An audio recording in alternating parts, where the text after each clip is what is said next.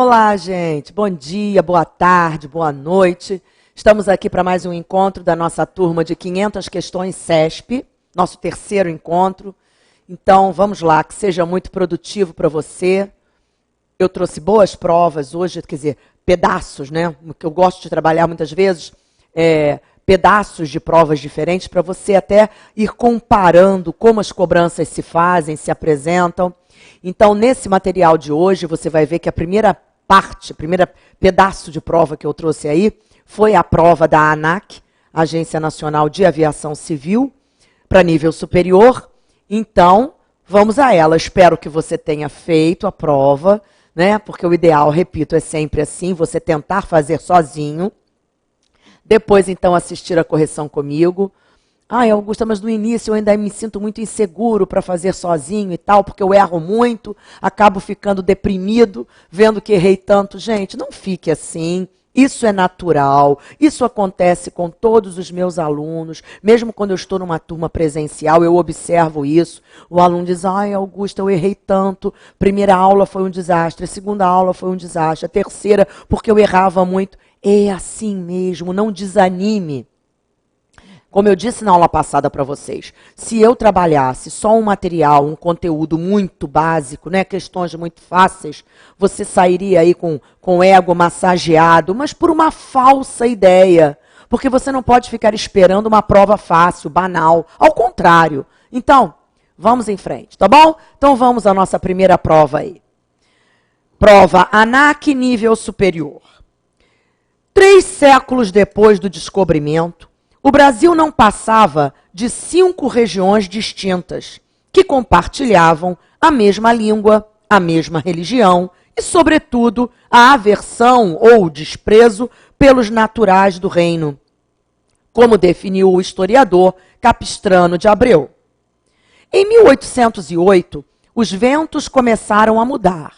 A vinda da corte e a presença inédita de um soberano em terras americanas motivaram novas esperanças entre a elite intelectual luso-brasileira. Àquela altura, ninguém vislumbrava a ideia de uma separação, mas se esperava, ao menos, que a metrópole deixasse de ser tão centralizadora em suas políticas. Vã ilusão. O império instalado no Rio de Janeiro simplesmente copiou as principais estruturas administrativas de Portugal, o que contribuiu para reforçar o lugar central da metrópole, agora na América, não só em relação às demais capitanias do Brasil, mas até ao próprio território europeu. Lúcia Bastos Pereira das Neves, Independência, o grito que não foi ouvido. Muito bem, então vamos às nossas questões. Questão número 1. Bom, com referência às ideias e às estruturas linguísticas do texto acima, julgue os itens subsecutivos. Muito bem. Número 1. A ocorrência de crase em aquela na linha 7 indica que esse elemento é regido pela preposição a. Bom, gente, de cara, quando você vê aquela com acento grave, você já sabe que o que houve ali foi uma fusão. Gente, crase, o nome do acento é acento grave, né? Crase, a palavra crase não é o nome do acento. O nome do acento é acento grave. Crase é o nome que representa o fenômeno que acontece para que eu use aquele acento. E crase é uma palavra de origem grega que significa fusão. E aí está o segredo de tudo. Crase quer dizer fusão, então eu preciso ter ali 2 elementos se fundindo. E o primeiro elemento desta fusão, quer dizer, a condição para que eu comece a pensar na possibilidade daquele acento, é a preposição a. Lembre-se disso, para que eu pense em crase, eu preciso, em primeira mão, de uma preposição a. Se eu não tenho preposição a ali, eu não terei, em hipótese alguma, o acento grave. Então, se eu vejo aquela com acento grave, eu já penso, bom, houve aqui uma fusão de uma preposição a ao a inicial do pronome aquela. Não é isso? Vamos só voltar à linha para encontrarmos mais de antemão já temos isso na cabeça. Deixa eu achar. Aqui está, gente, ó. Aquela altura ninguém viu. 1, 2, 3, 4, 5, né? Está na quinta linha aqui desse parágrafo. Àquela altura, ninguém vislumbrava a ideia de uma separação. Àquela altura, isso aí é uma expressão de tempo, né? Quer dizer, quando ninguém vislumbrava, aquela altura, aquela época, quando eu tenho uma expressão adverbial, não é? Com um elemento feminino, eu uso o acento grave. Então, o que eu tenho ali é a preposição a se fundindo, sim, ao a inicial do pronome aquela. Então, vamos à nossa questão. A ocorrência de crase em aquela indica que esse elemento é regido pela preposição a, sim. Deixa eu puxar a canetinha, gente, que eu não puxei. Então, vamos lá. Número 1, certa. Ok. Vamos à questão número 2. Sem prejuízo para a correção gramatical do texto, a forma verbal deixasse poderia ser substituída por tivesse deixado. Não dá para fazer uma questão como essa sem voltar ao texto. Porque eu sempre digo aos meus alunos assim, as provas de CESP, muitas vezes, você consegue resolver várias questões sem voltar ao texto, porque se você tem, por exemplo, aquela de crase estava até fácil. Muitas vezes você é obrigado a voltar. Então, esta é uma delas. Ele diz, sem prejuízo para a correção gramatical. Quer dizer, será que eu poderia trocar a forma verbal deixasse por tivesse deixado? Vamos voltar ao texto, não dá para fazer sem voltar. E aqui está ele, ó, gente, ó. Àquela altura, ninguém vislumbrava a ideia de uma separação, mas se esperava ao menos que a metrópole deixasse de ser tão centralizadora. Eu leio como está e aí eu leio trocando. Então vamos lá. Àquela altura, ninguém vislumbrava a ideia de uma separação, mas se esperava ao menos que a metrópole tivesse deixado de ser tão centralizadora. Ó, que ela deixasse de ser tão centralizadora. Que ela tivesse deixado, peraí, deixa eu voltar aqui, tivesse deixado de ser tão centralizadora. Augusto, eu achei que ficou estranho o sentido. Ó, vou ler de novo, hein? Àquela altura, ninguém vislumbrava a ideia de uma separação, mas se esperava, ao menos, que a metrópole deixasse de ser tão centralizadora em suas políticas. Aí eu troco. Mas se esperava, ao menos, que a metrópole tivesse deixado de ser tão centralizadora em suas políticas. Presta atenção, você pode até achar que o sentido não é tão perfeito, só que seja esperto. Olha o que a banca diz na questão. Sem prejuízo para a correção gramatical. Ela está cobrando tão somente correção gramatical e fica gramaticalmente correto. Se eu troco deixasse por tivesse deixado, então o número 2 está correto. Muito bem, vamos à questão número 3. Na linha 1, feitas as necessárias adaptações, a expressão 3 séculos depois do descobrimento poderia ser deslocada para logo depois do nome Brasil, sem que houvesse prejuízo à correção gramatical do período. Nesse caso, a referida expressão, quer dizer, 3 séculos depois do descobrimento, deveria ser isolada por vírgulas. Também não dá para fazer sem voltar. Vamos voltar ao texto, linha 1. Veja bem, 3 séculos depois do descobrimento, vírgula. O Brasil não passava de 5 regiões distintas. Agora vamos fazer o que a banca propõe. Deslocarmos esta expressão para depois de Brasil. Então ficaria assim. O Brasil, 3 séculos depois do descobrimento, não passava de 5 regiões distintas. Perfeito! E ele ainda faz o serviço completo, porque ele diz, desde que isolássemos essa expressão por vírgulas. Perfeito! Porque vai ficar assim, o Brasil, vírgula, 3 séculos depois do descobrimento, vírgula, não passava. Perfeito! Então, vamos à questão número 3. Ele diz, sem que houvesse prejuízo à correção gramatical do período. Perfeito. Não há prejuízo algum. Então, número 3, correta. Ok até aí? Muito bem. Questão número 4 foi uma questão anulada pela banca. Muito bem, anulada, Augusta? É, porque ela deu problemas. Então vamos ver por que a banca acabou anulando. Os termos 3 e van são acentuados em decorrência de igual justificativa gramatical, quer dizer, são acentuados pela mesma regra. Deixa eu explicar isso para você. Essa regra, você pensa logo na regra, qual regra de acentuação? A regra dos monossílabos tônicos.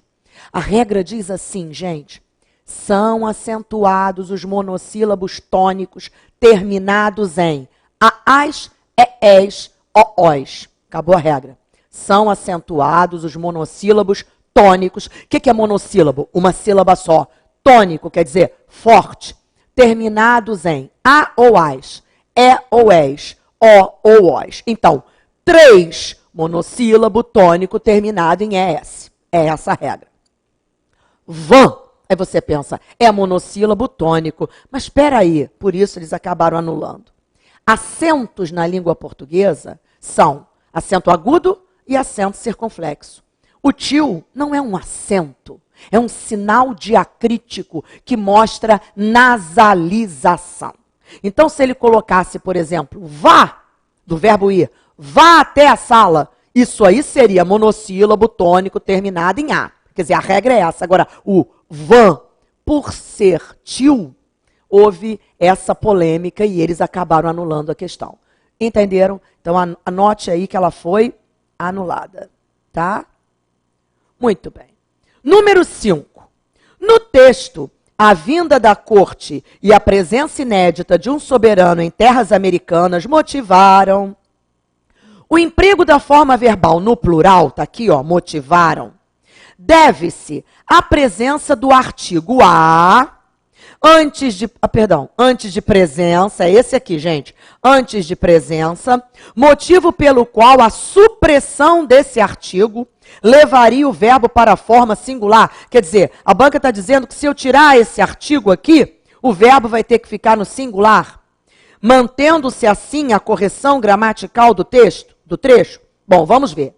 A vinda da corte e a presença inédita de um soberano em terras americanas motivaram. Aí eu tiro aquele segundo artigo e fica assim. A vinda da corte e presença inédita de um soberano em terras americanas motivaram. Gente de Deus, o verbo vai continuar no plural. O problema ali não é a retirada do artigo. Este sujeito continuará com 2 núcleos. O que são núcleos? São as palavras mais importantes do sujeito. Este sujeito é um sujeito composto. Eu tenho vinda e presença, não é? Porque eles vieram e permaneceram. Não foi uma coisa de vir embora. Vinda e a presença. Então, são 2 elementos aí, formando esse sujeito composto, que exigem esse verbo no plural. Mesmo que eu tirasse aquele artigo, o verbo não ficaria no singular em hipótese alguma. Então, ele está dizendo que a retirada do artigo levaria o verbo para a forma singular. Mentira. Errada a número 5. Continuaria no plural. Muito bem? Questão número 6. Sem que houvesse prejuízo para a correção gramatical, os 2 períodos que iniciam o segundo parágrafo poderiam ser ligados pelo sinal de 2 pontos. Da seguinte forma: papapá, começaram a mudar. 2 pontos. A vinda da corte. Não dá para fazer sem voltar ao texto. Vamos voltar, vamos procurar os 2 períodos que iniciam o segundo parágrafo. Lembra? Eu expliquei isso para você na aula passada. Período é frase. Então, os 2 primeiros períodos do segundo parágrafo. As 2 primeiras frases. Então, vamos ao texto. Não dá para fazer sem voltar. Aqui. Isso. Em 1808, os ventos começaram a mudar. É o primeiro período. A vinda da corte e a presença inédita de um soberano em terras americanas motivaram novas esperanças. Papapá. Agora vamos fazer o que a banca propôs. Em 1808, os ventos começaram a mudar. 2 pontos. Porque ele vai explicar por quê. Os ventos começaram a mudar, por quê? Aí ele explica, 2 pontos. A vinda da corte e a presença inédita de um soberano em terras americanas motivaram novas esperanças entre a elite, papapá. Gente, eu poderia ligar esses dois períodos colocando 2 pontos aí? Claro que sim. Então a banca está dizendo, sem que houvesse prejuízo para a correção gramatical, os 2 períodos que iniciam o segundo parágrafo poderiam ser ligados pelo sinal de 2 pontos. Da seguinte forma, ele ainda mostra, sim, claro que ele teria que ajustar a letra A, que estava maiúscula, para minúscula, perfeito, gabarito certo. Ok, gente? Questão número 7, vamos a ela. A supressão da vírgula, logo depois de América, na linha 12, preservaria a correção gramatical e o sentido original do texto? Supressão da vírgula após América. Voltando ao texto. Ai, Augusto, é tão cansativa essa prova assim que eu tenho... Não tem jeito. Prova de CESP é assim. Acostume-se. Então, vamos lá. A vírgula depois de América. Deixa eu achar. Aqui está, gente, Vã ilusão. O império instalado no Rio de Janeiro simplesmente copiou as principais estruturas administrativas de Portugal, o que contribuiu para reforçar o lugar central da metrópole. Agora na América, não só metrópole, agora na América, não só em relação às demais capitanias do Brasil, mas até ao próprio território europeu. Ele está dizendo que a supressão dessa vírgula preservaria a correção gramatical? Gente, não preservaria não. Olha aqui, volta comigo. Presta atenção. Aqui vã ilusão. O império instalado no Rio de Janeiro simplesmente copiou as principais estruturas administrativas de Portugal. Aí ele vai explicar. O que contribuiu para reforçar o lugar central da metrópole. Aí ele vai explicar alguma coisa sobre a metrópole. Agora na América. Gente, isso é um elemento aí adverbial, agora na América, que ele intercalou aí. Esse elemento tem que ficar entre vírgulas. Eu não posso tirar a vírgula depois de América, porque o trecho vai ficar errado. E ele está dizendo, ele está dizendo que preservaria a correção. Mentira. Número 7, errada. Ok? Questão número 8. A oração que a metrópole deixasse de ser tão centralizadora em suas políticas exerce a função de complemento direto da forma verbal esperava. Gente, deixa eu explicar isso. Já falei na outra aula, vou repetir. CESP hoje está gostando de falar assim, complemento verbal é o mesmo que objeto. Que, na língua portuguesa, os elementos que nós temos para completar o sentido dos verbos são os objetos. Só que a banca não fala objeto direto, ela fala complemento verbal direto. É a mesma coisa.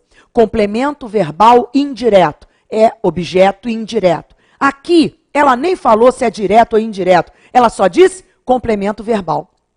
O que nós temos que descobrir é se esse trecho, que a metrópole deixasse de ser tão centralizadora em suas políticas, está completando o sentido do verbo esperava. Vamos voltar ao texto. Não dá para fazer sem voltar. Bom, aqui está, gente. Aqui, Àquela altura, ninguém vislumbrava a ideia de uma separação, mas se esperava, ao menos, que a metrópole deixasse de ser tão centralizadora em suas políticas. Esta questão é danadinha, hein? O aluno que não domina vozes verbais. Nossa, Augusta, peraí, deixa eu explicar. O aluno que não domina vozes vai ler essa frase e vai achar mole a questão. Vai dizer assim, quer ver? Àquela altura ninguém vislumbrava a ideia de uma separação, mas se esperava ao menos o quê? Que a metrópole deixasse de ser tão centralizadora. E ele vai achar que aquilo ali é um objeto direto, que aquela oração é objeto direto do esperava. Não é. Não, Augusta, não é. Sabe por quê?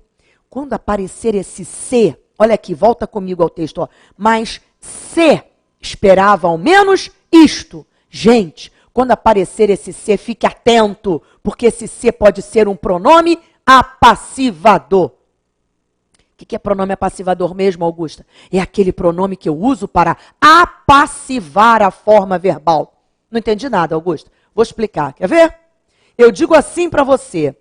Ele, olha o exemplo que eu vou dar. Ele esperava o momento certo para agir. Ele é o sujeito. Ele esperava o quê? O momento certo. Isso aí é objeto direto de esperava. É complemento verbal do esperava. Agora, olha a frase que eu vou dizer agora. Esperava-se o momento certo para agir. Olha bem a diferença. Ele esperava o momento certo. Sujeito ele. Ele esperava o quê? O momento certo, objeto direto. Complemento do verbo esperava. Agora eu mudo a frase. Esperava-se o momento certo. Mudou tudo. Agora não é complemento do esperava. Agora é sujeito do esperava. Porque quando eu digo esperava-se o momento certo, apareceu aquele ser, você tem que ficar atento. Peraí, será que aquilo ali é uma passiva? Esperava-se o momento certo. O momento certo era esperado. Então o sujeito é o momento certo. Aí ele não é complemento, ele não é objeto do verbo. É exatamente o que aparece aqui com este ser, gente. Quando ele diz, mas se esperava ao menos que a metrópole deixasse de ser tão centralizadora. É o mesmo que dizer, se esperava, olha bem, que a metrópole deixasse de ser tão centralizadora, era esperado. Isto era esperado. Esta oração que começa no quê? Não é complemento direto, não é objeto direto de esperava, é o sujeito. Se esperava isto era esperado. Esta questão pega o aluno que não está pronto com isso. Se você errou, fique atento, porque nós vamos ver, hoje é a nossa terceira aula, nós temos 10, gente, nós vamos ver outras tantas questões de CESP cobrando isso. Ela cobra sempre, tá bom? Então vamos à nossa questão. Então ele está me dizendo que essa oração aqui, gente, ó, é complemento direto do verbo, não é nada, errada. Vamos até anotar o que essa oração é? Sujeito. É sujeito do esperava. Ok, gente? Muito bem, questão número 9. A autora defende a ideia de que as elites intelectuais, na chegada da corte ao Brasil, estavam muito insatisfeitas com a corte portuguesa, razão pela qual defendiam veementemente a separação da colônia em relação à metrópole portuguesa? Não, não é isso. Cuidado, volta ao texto, porque não é isso. Número 9, errada. Muito bem. A autora não defende isso, coisa alguma. 10, vamos lá. O texto em questão contém uma proposição e apresenta argumentos favoráveis à defesa do ponto de vista da autora, conforme se verifica no desenvolvimento do segundo parágrafo. Vamos voltar ao segundo parágrafo, só para darmos uma olhadinha nisso? Olha bem, gente. Está dizendo assim, em 1808 os ventos começaram a mudar. A vinda da corte e a presença inédita de um soberano em terras americanas motivaram novas esperanças entre a elite intelectual luso-brasileira. Àquela altura, ninguém vislumbrava a ideia de uma separação, mas se esperava ao menos que a metrópole deixasse de ser tão centralizadora em suas políticas. Olha bem a opinião da autora aqui, ó. Vã ilusão. Ela já mostrou que aquilo ali era uma vã ilusão. O império instalado no Rio de Janeiro simplesmente copiou as principais estruturas administrativas de Portugal. Olha só ela argumentando aí, defendendo o ponto de vista dela. O que contribuiu para reforçar o lugar central da metrópole, agora na América, não só em relação às demais capitanias do Brasil, mas até ao próprio território europeu. Então é óbvio que esse trecho aí do texto, não é? Apresenta argumentos favoráveis à defesa do ponto de vista dela, conforme se verifica no desenvolvimento desse parágrafo. Número 10, correta. Muito bem, gente. Ok? Então, agora, temos umas questõezinhas de redação oficial, não é, gente? Deixa eu falar sobre isso rapidamente. Essas questões hoje, gente, têm caído em todas as provas. Ai, Augusta, mas é tão chato isso. Eu concordo, não é? Mas o que se há de fazer? Deixa eu explicar. Todas as bancas e CESP, em especial, quando cria as questões de redação oficial, ela se baseia no Manual de Redação da Presidência da República. O que é isso? O nome está dizendo, é um manual que o funcionário tem para recorrer no momento de dúvida, quando precisa redigir um documento. Muito bem. Só que este manual, você entra, põe no Google lá, Manual de Redação da Presidência da República. Ele abre para você, inteiro. São 500 folhas. Ai, Augusta, não se apavore, calma. São 500 folhas porque aquele manual, na verdade, é como se fosse uma bíblia, né? Um material de pesquisa para o funcionário. Você não vai encontrar só regras de documento oficial.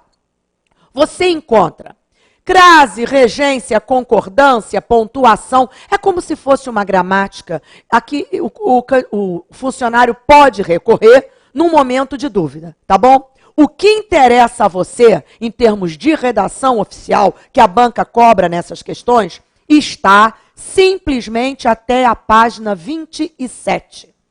Até a página 27 você encontra todas estas regras de redação oficial. Qual o tipo de pronome que você tem que usar para endereçar um documento ao ministro, a não sei o quê? Que tipo de fechamento, que tipo de cabeçalho no memorando, no ofício? Até a página 27. Então, você só vai estudar isso até a página 27. Você não vai estudar as 500 folhas, pelo amor de Deus, tá? Então, como tem caído sempre, isso é decoreba, né? Você tem que decorar aquelas regrinhas todas. Vamos ver a questão número 11. Nos expedientes oficiais, deve-se empregar fonte Times New Roman nos tamanhos 12, no campo do texto, 11, não, no corpo do texto, 11 nas citações e 10 nas notas de rodapé. Tá certo? É isso mesmo. Ok? Muito bem. Número 12. Todos os expedientes oficiais devem ser impressos somente em uma das faces do papel, dando o alto nível de formalidade exigido nas correspondências oficiais. Errada. 13. A inversão sintática é uma das qualidades do texto oficial para garantir-lhe eloquência e formalidade, características exigidas nas relações institucionais. Gente, errado. A inversão sintática, muitas vezes, deixa o trecho confuso. Então, numa redação oficial, você tem que ser claro, objetivo, você tem que evitar, de qualquer maneira, a ambiguidade num trecho. Então, inversão não é uma das qualidades, coisa alguma, errada. Ok, muito bem. Número 14. O seguinte trecho, devido à relação de concordância nele empregada, poderia compor o texto de um documento oficial. Vossa Excelência, senhor senador, foi convidada para a inauguração do evento. Gente de Deus, deixa eu explicar isso. Essa história de feminino e masculino.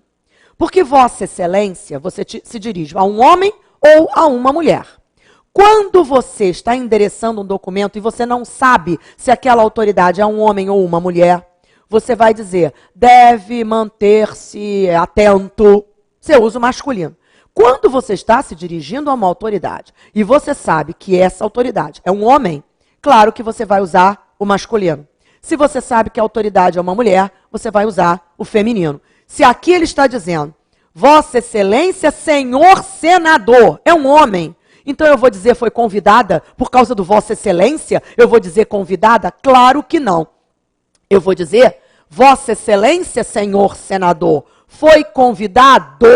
Se a excelência ali fosse uma mulher, aí sim eu diria, foi convidada para a inauguração do evento. Então é isso, gente. Se você se dirige a um governador, homem, Vossa Excelência, senhor governador, né, parece preocupado. Claro, o governador é homem. Se é uma mulher, eu digo, Vossa Excelência, senhora governadora, parece preocupada. É isso, gente. Então aqui, ó, não tinha que ser convidada, tinha que ser convidado, porque é senador o homem, né? Senhor senador. Então, 14 está dizendo que poderia compor, não poderia compor não, porque ficaria errada, gente. Então, número 14, errada. E aí, a número 15, O vocativo que deve ser empregado em uma correspondência dirigida a um ministro de Estado é senhor ministro, tá certo, né? Vossa Excelência, senhor ministro, certa. Muito bem, gente. No próximo bloco, continuamos com as nossas questões. Até já.